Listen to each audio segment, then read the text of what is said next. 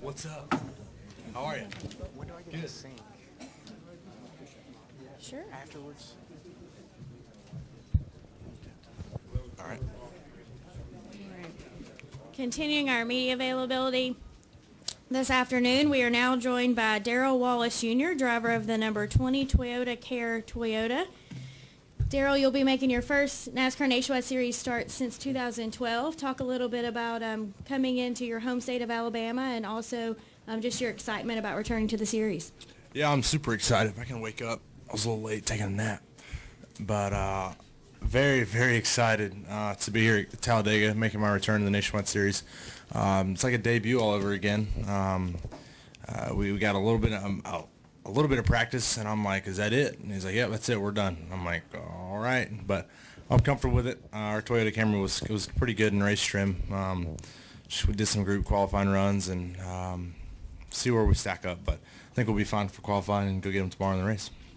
All right, we will open questions for Darrell. Please state your name and affiliation, and we'll start with Holly Kane and Alan Cavana, and then we'll come up front to Stan. Good morning, Darrell. Good morning. How are you? I'm good. Holly Kane, NASCAR.com. Tell us a little bit about your expectations of qualifying out there. I know you have some experience with it, and the Cup guys were really talking about what they expected for their first group qualifying on the high banks here. Could you just speak a little bit about what you're expecting for the Nationwide side?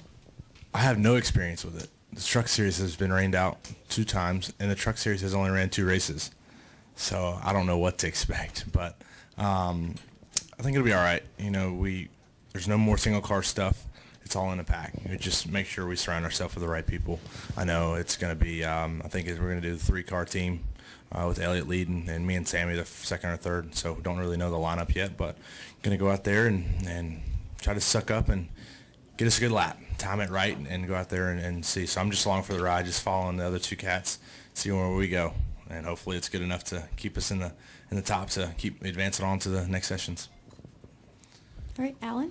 Alan Cavana, NASCAR.com. You may have just touched on it, but Jimmy Johnson posed the question: what's the bigger risk? Is it to race during qualifying and get a front starting spot, or risk driving through the field during the race? And he didn't really have an answer, so I don't know if you do either. But what's the bigger risk? I don't. I was 11th yesterday, and you couldn't really see my number on the scoring pylon, so I wasn't really happy about that. So I'm kind of the same way about qualifying, but at the same time, if it doesn't get posted, I mean, we'll be fine. That's what I gotta keep telling myself. I always want to be first at everything, but I think with the older statesmen in the group that I'm with Kevin Kidd there, and Jerry Baxter, of course, with the Truck Series, and they're just like, you'll be fine. We'll race fine. So I gotta keep telling myself that. So if we get the pole, great. If not, we'll be up there. All right, come up front to Stan. Right here. Darrell, Stan Creekmore with RPMTonight.com. I actually want to take you back 2 days. Okay?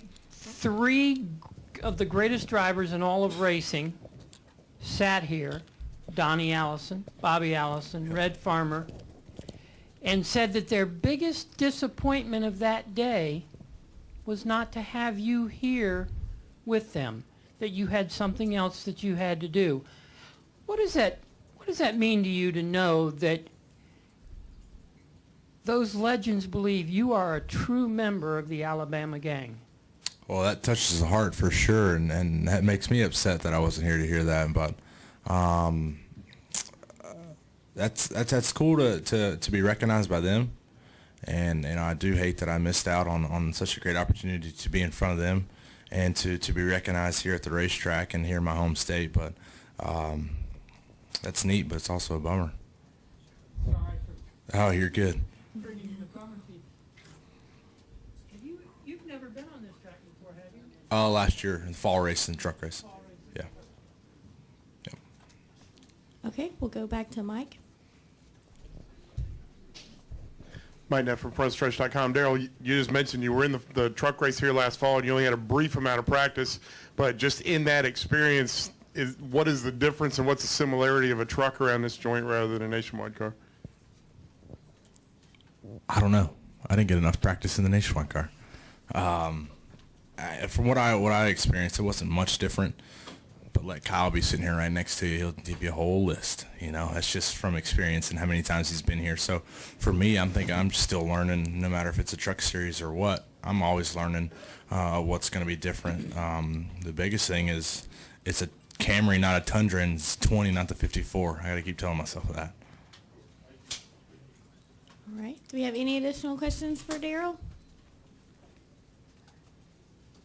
All right. Darrell, thank you for your time this morning and best of luck this weekend. Thank you.